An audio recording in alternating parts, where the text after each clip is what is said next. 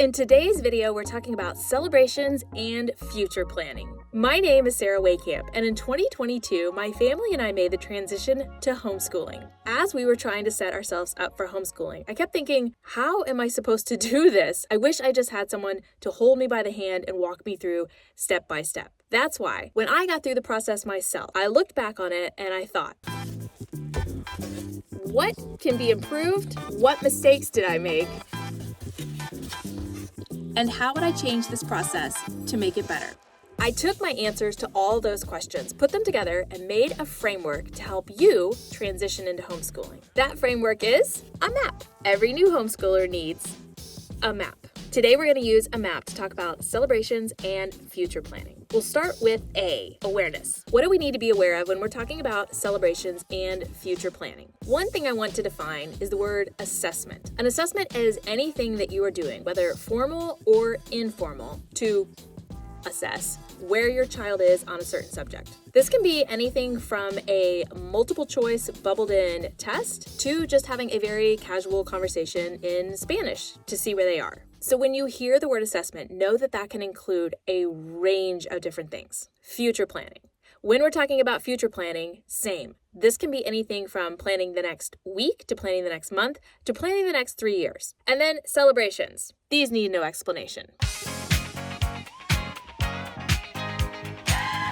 One myth we need to be aware of when talking about celebrations and future planning is that homeschoolers miss out on celebrations and milestones. In reality, homeschool children have the flexibility to celebrate achievements and milestones in very unique and meaningful ways. They can still participate in graduations, proms, field days, and all kinds of other traditional events if desired. Another myth is that everything has to be measurable. Not everything has to be measurable. And in fact, some of the best information that you're going to get are from reflections, conversations, insights, questions, things that don't fall on a traditional number or letter grade scale. Which leads us to another myth. Everything has to be measured on a large scale or with some sort of test or assessment. You can actually measure things day by day, hour by hour, week by week. You can do presentations, games, conversations, which touches on another myth, which says you have to use the same systems as public or private school. You absolutely do not. And lastly, some mistakes to be aware of. These are ones that I myself have made, and I share them with you in hopes that you can avoid the same ones. One of the biggest mistakes I made was not celebrating enough. I also made the mistake of not having a place to put future plans or ideas. I also made the mistake of not setting aside enough time to future plan, assess, and adjust. Another mistake I made was an overemphasis on academic achievements. In the action step, I will give you the resources you need to avoid some of these mistakes. But before we get to action, we need to stop first in M, mindset. In the mindset step, we talk about some of the objections and limiting beliefs that might come up as you start thinking about celebrations and future planning. I will also give you resources to help you eliminate these objections and limiting beliefs, therefore making future planning and the celebrations so much easier. So what are some of these limiting beliefs that come up when we start talking about celebrations and future planning? One for me was that I must replicate traditional schooling, milestones, and celebrations. This led us one February to going to a Valentine's Day party that none of us really wanted to go to, but I remembered my own childhood having the little box and the little Valentines, and I felt like I was a bad mom if I didn't give my kids a venue to have that same type of experience. I was trying to recreate traditional school at home. And what I learned is I don't have to recreate that. We can create our own thing, and it's actually going to feel a lot more valuable and meaningful to do it the way we want to do it. Another limiting belief you might have is that future planning is for the future. That's way down the line. It can be easy to delay future planning because you feel like your child is too young, or that these things can be addressed at a later stage of homeschooling. While that's true in some cases, there are some very specific cases in which future planning is imperative. There will be some events, some activities, some co-ops, some groups that have deadlines that you'll want to be aware of so that you don't miss the opportunity to enroll. Another limiting belief I hear a lot is my child must hit specific academic milestones at specific times. It's easy to fall into the belief that your child needs to be hitting certain milestones at certain times. We get these beliefs because society places a large emphasis on traditional schooling and hitting traditional schooling milestones. It's easy to feel pressure to conform to these standardized metrics of success. Not just to feel pressure to conform to them, but you may also have a fear of deviating from the norm. You may worry, as I did, that deviating from the traditional education system's way of doing things could put your child behind. So what do we do to minimize or to eliminate these limiting beliefs and objections?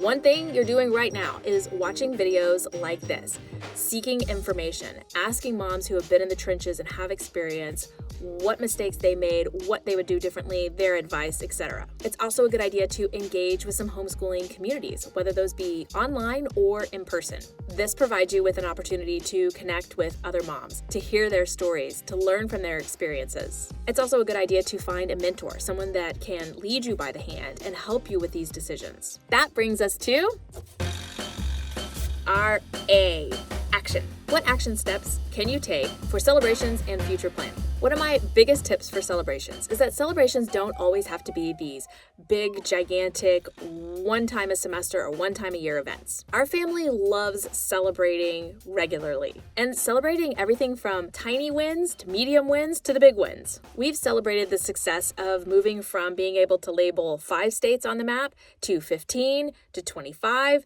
to 50. We've celebrated getting faster at your multiplication facts. We celebrated after we completed 1 full month of homeschooling. We celebrate when somebody has gotten better at their song on the piano. Now, everything has to be academically focused. You can also celebrate the achievements in hobbies, interests, sports, even your family values. If you notice somebody being extra kind, extra responsible, extra helpful, extra creative, these are things worth celebrating as well. How you celebrate can also vary. You don't just have to have ceremonies or certificates. While those can be fun and good, we've used them in spelling before. I've turned on the graduation music. They've put on pretend graduation hats. We've had certificates, the handshake, the whole thing. But we've also had times where we just take a fun family outing, and that's our celebration. We visit an arcade. We go on a hike by the lake. We try a new restaurant. My biggest tip here is that a lot of academies, classes, both online and in person, have signups in March. This means that you need to be reverse engineering what you want your fall semester to look like back in the spring. It's very similar to college applications. You get those in super early, get accepted,